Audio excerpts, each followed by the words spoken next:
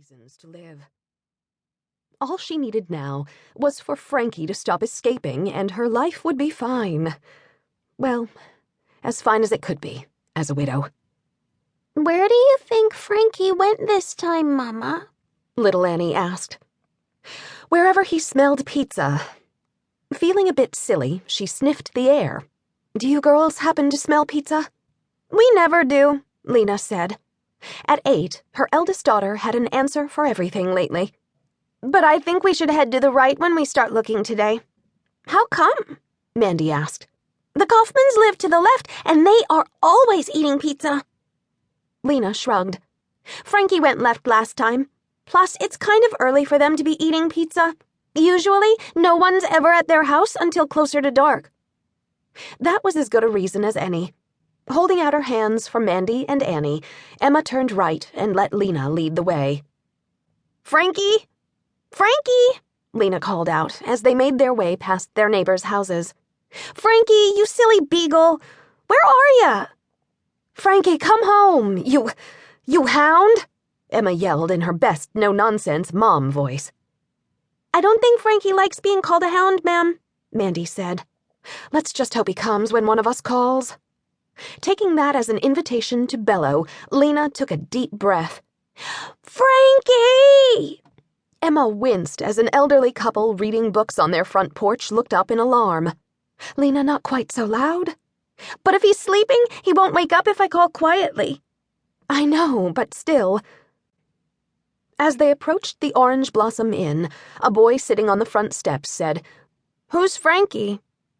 He looked to be a year or so older than Lena, and was dressed in long trousers, a light blue short-sleeved shirt, suspenders, and a wicker hat. He was surely Amish, but his attitude told Emma all she needed to know.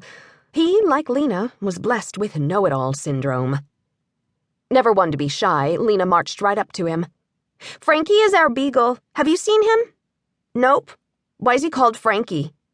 "'Cause that's his name, that's why." "Well, I wouldn't come if I was a dog named Frankie. That's a silly name for a dog." Lena planted her hands on her hips. "Frankie likes his name. A lot." He smirked. "Then why doesn't he come when you call?" "He likes pizza," Annie said, scampering over to him. "Do you?" Emma braced herself to step in. Surely this boy was about to say something snarky. Lena would then get mad and blurt something inappropriate, or Annie would start crying.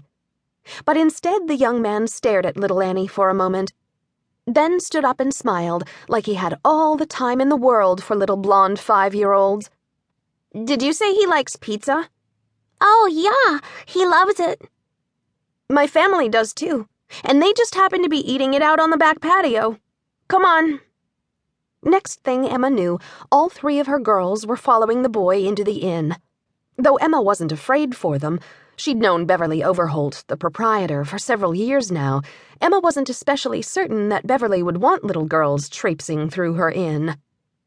But since they were already inside, she followed, looking for Beverly as she stepped into the lovely entryway. When Emma saw her standing by the stairs, her arms folded across her chest and grinning, she grimaced. "Sorry about the interruption. I'm afraid we're searching for Frankie again."